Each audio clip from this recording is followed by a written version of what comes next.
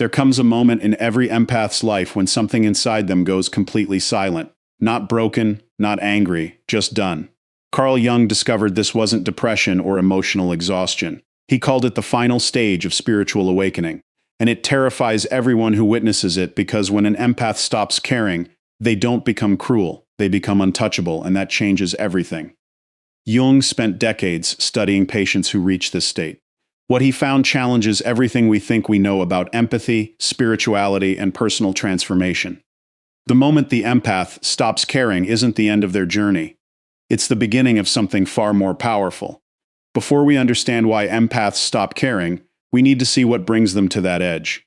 Jung documented a consistent pattern across his most sensitive patients. These weren't people who occasionally felt things deeply. These were individuals whose entire nervous system functioned as an emotional receiver for everyone around them. They walked into rooms and immediately absorbed the psychological atmosphere. Family dinners left them exhausted from managing everyone's unspoken tensions. Friendships drained them because they carried both sides of every conflict.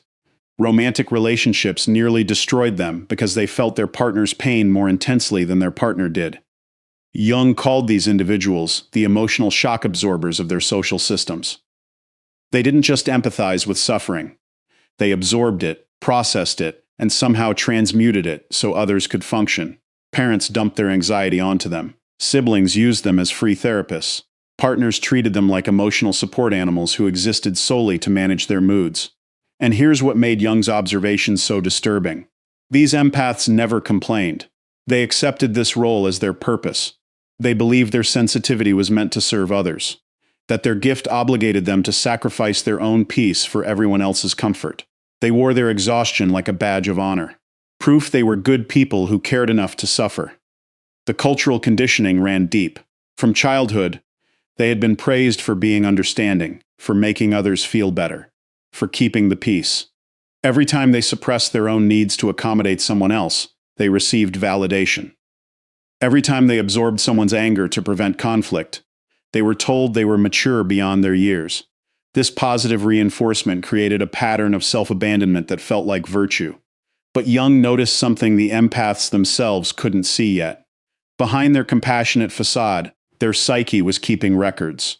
Every manipulation, every betrayal, every moment someone took advantage of their kindness.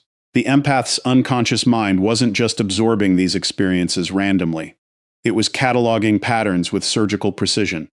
Consider someone who spent 15 years managing their family's dysfunction.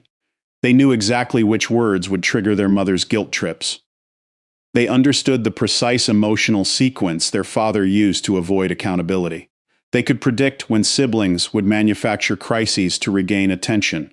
They had mapped every psychological game being played around them, with the accuracy of a crafter charting familiar territory. But here's what Jung found most remarkable. Despite possessing this knowledge, they never weaponized it. Not once. They just kept absorbing, kept caring, kept giving until something fundamental inside of them began to crack.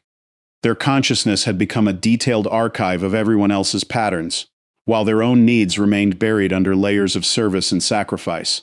This created what Jung identified as a dangerous psychological split. On the surface, the empath appeared functional, even thriving in their role as caretaker.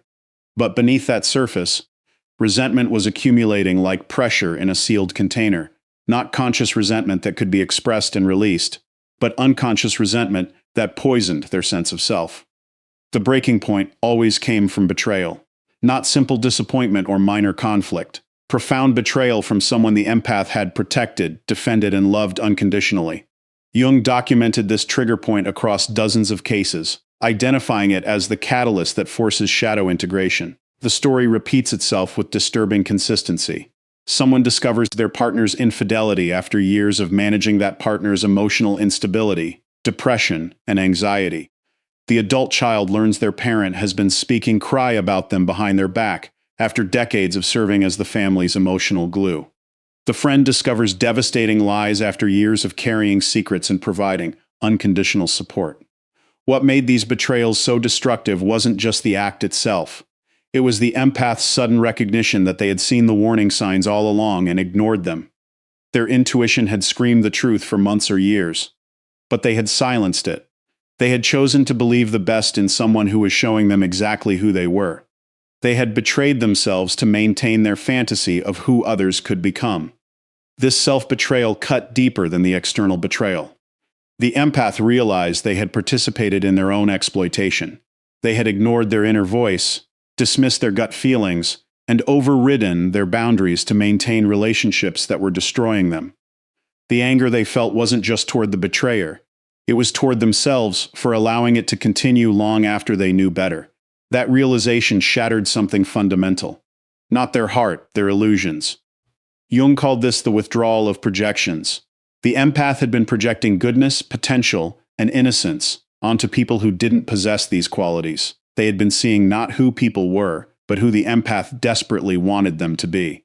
When those projections finally collapsed, the empath didn't cry or rage or fall apart the way everyone expected. Instead, something far more terrifying happened. They became quiet, unnaturally calm. Their eyes changed, not with tears, but with clarity. The fog lifted, and for the first time in their lives, they saw reality without the distortion of their desperate hope. If this message resonates with you, like the video and comment, "I am done." Jung described this moment as one of the most chilling psychological transformations he had ever witnessed in his clinical practice. The empaths stopped performing emotional labor. They stopped managing other people's feelings. They stopped explaining, justifying, or apologizing for their own needs. They didn't announce these changes. They didn't make dramatic declarations. They simply stopped participating in the dysfunctional systems they had been holding together. Family members who had relied on them to mediate conflicts suddenly found themselves having to face each other directly. Partners who had used them as emotional crutches discovered they could no longer provoke the familiar reactions. Friends who had treated them as free therapists encountered boundaries where endless availability used to be.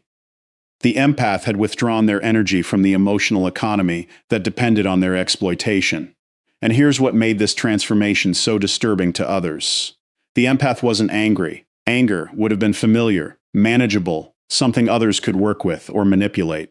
They knew how to handle the empath's anger because it always dissolved back into forgiveness and resumed caretaking. This wasn't anger. This was complete indifference to the emotional games that used to control them. People around them tried everything to provoke the old responses.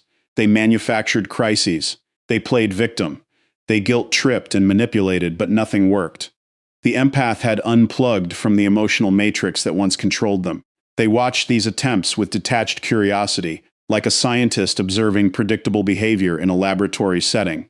Jung identified this as the integration of the shadow. Every empath carries a shadow self they've been taught to deny. The part of them that's selfish, that prioritizes their own needs, that refuses to save people from themselves. Society had convinced them this shadow was evil, something to be suppressed and overcome. Religious teachings told them selflessness was virtue. Cultural narratives praised endless sacrifice. Family systems rewarded their self-abandonment. But Jung understood that this shadow wasn't evil. It was the empath's survival instinct. It was their psychological immune system trying to protect them from being consumed by others' dysfunction. When the betrayal finally forced them to integrate this shadow, they didn't become cruel. They became complete. The selfish shadow merged with the compassionate light, creating something society had never prepared for. An empath who could feel everything, but chose consciously where to direct that feeling. An empath who saw through manipulation, but no longer felt obligated to pretend they didn't. An empath who loved deeply, but only those who had earned access to that love through reciprocity and respect. This is what Jung meant by the final stage of spiritual awakening.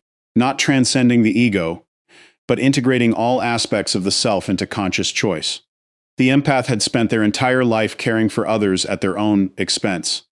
Now they were learning to care for themselves with the same intensity they had once given away so freely. This wasn't selfishness. This was self-preservation, finally being honored as sacred. The shift in energy was immediate and unmistakable. Where the empath had once radiated warmth indiscriminately, they now emanated something more selective.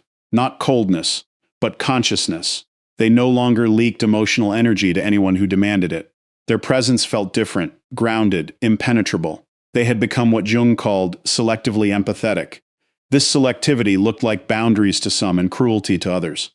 The empath stopped responding to manipulative texts immediately. They let phone calls from energy vampires go to voicemail. They said no to requests that once would have guilted them into automatic yes.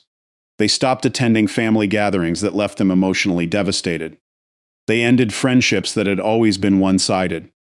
They walked away from people they had spent years trying to save. But here's what outside observers missed. The empath hadn't stopped caring about these people. They had stopped caring about maintaining relationships that required them to betray themselves.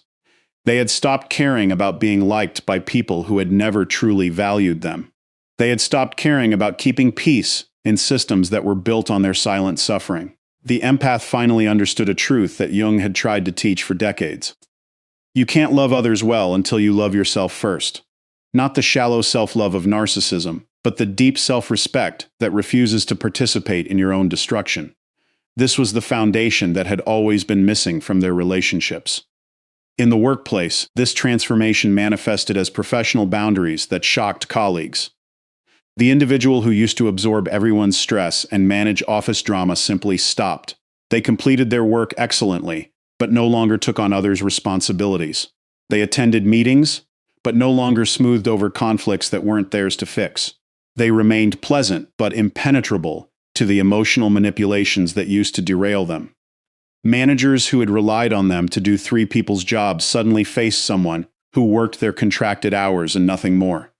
Co-workers who had dumped their problems on them encountered polite redirection to appropriate resources. The office dynamic shifted because the empath had removed themselves from the role of universal emotional dumping ground. In family systems, the changes were even more dramatic. The empath, who had always hosted holidays, mediated feuds, and absorbed everyone's dysfunction, stopped performing these functions. Not with announcements or confrontations. They simply became unavailable for the roles they had been unconsciously assigned since childhood.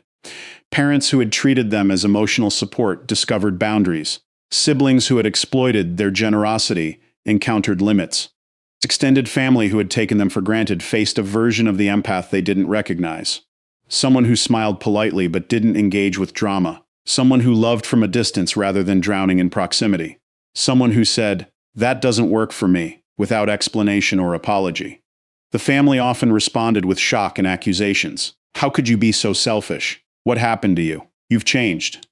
And the empath would simply nod, because yes, they had changed.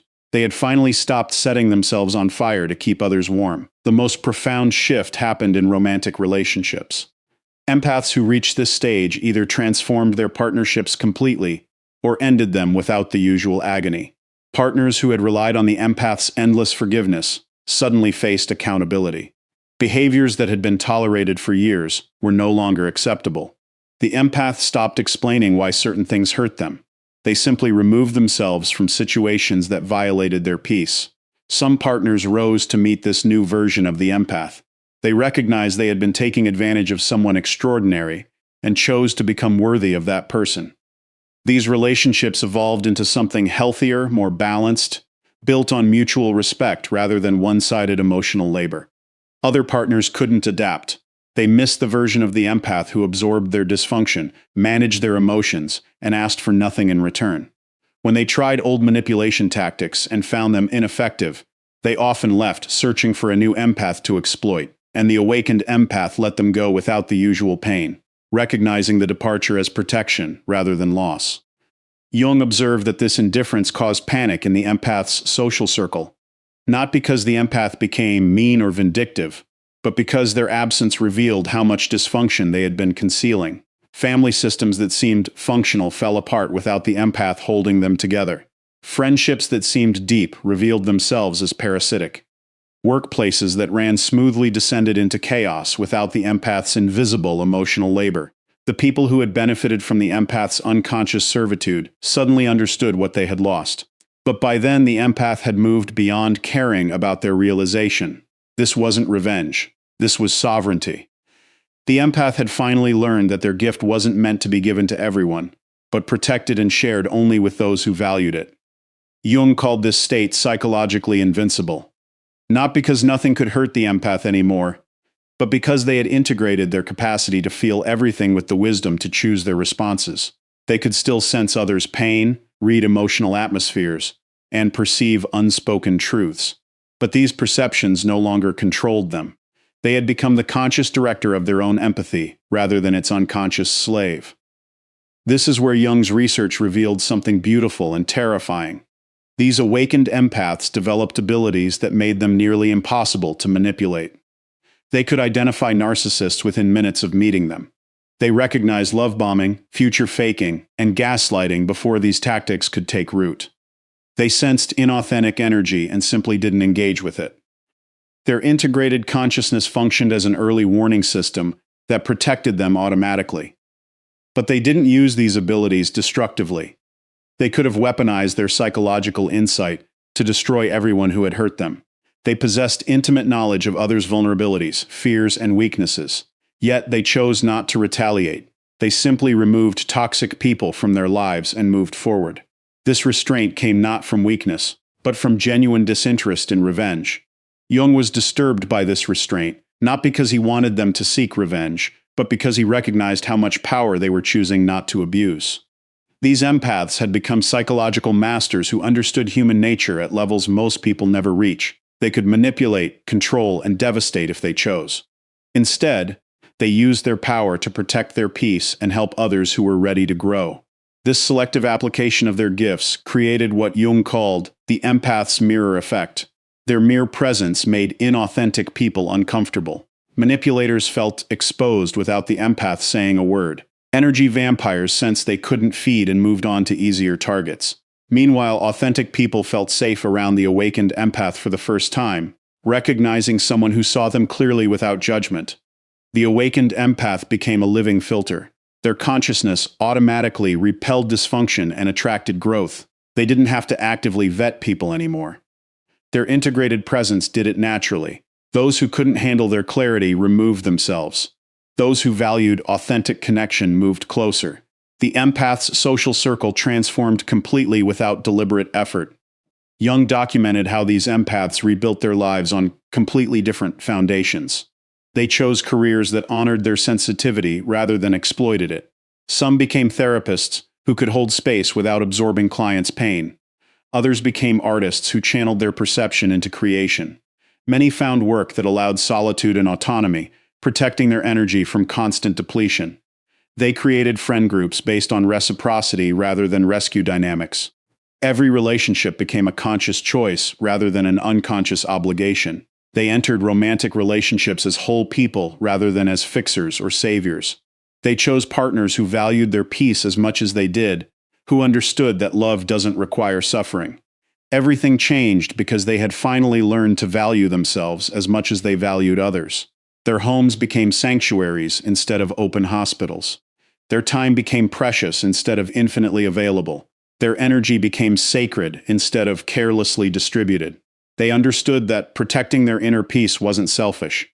It was necessary for their survival and essential for their contribution to the world. This is the moment stopping caring about others' dysfunction became the moment of finally caring for their own soul. The ultimate act of self-love, not narcissism or selfishness, but the recognition that their empathy was a gift that deserved protection, boundaries, and conscious direction. They had learned what Jung tried to teach all his patients. You cannot pour from an empty cup, and martyrdom serves no one. Jung understood this transformation as the birth of a sovereign individual, someone who had moved through unconscious empathy, through betrayal and breaking, through shadow integration, and emerged as a conscious chooser of their own reality.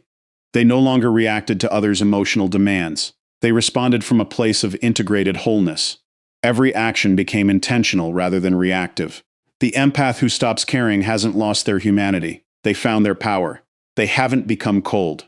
They've become conscious. They haven't stopped loving. They've learned to love themselves with the same fierce devotion they once gave away indiscriminately. This evolution represents the highest form of psychological development Jung identified in his work. This is why Jung called it the final stage of spiritual awakening, not because there's nowhere left to grow, but because the empath has finally integrated the fundamental lesson. Their sensitivity is sacred, their energy is valuable, their peace is non-negotiable, and anyone who cannot respect these truths has no place in their life. This isn't cruelty, this is clarity. The awakened empath becomes what society desperately needs but rarely deserves. Someone who can feel deeply without losing themselves. Someone who can love powerfully without enabling dysfunction. someone who can see clearly without becoming cynical. They are love with boundaries, compassion with wisdom, kindness with strength, empathy with sovereignty. This transformation isn't a loss, it's a victory. Not over others, but over the conditioning that taught empaths their worth came from how much they could sacrifice. The empath who stops caring about maintaining peace in toxic systems has started caring about cultivating peace in their own soul. They've rejected the false narrative that goodness requires suffering and that love demands self-abandonment. The moment the empath stops caring isn't the end of their story.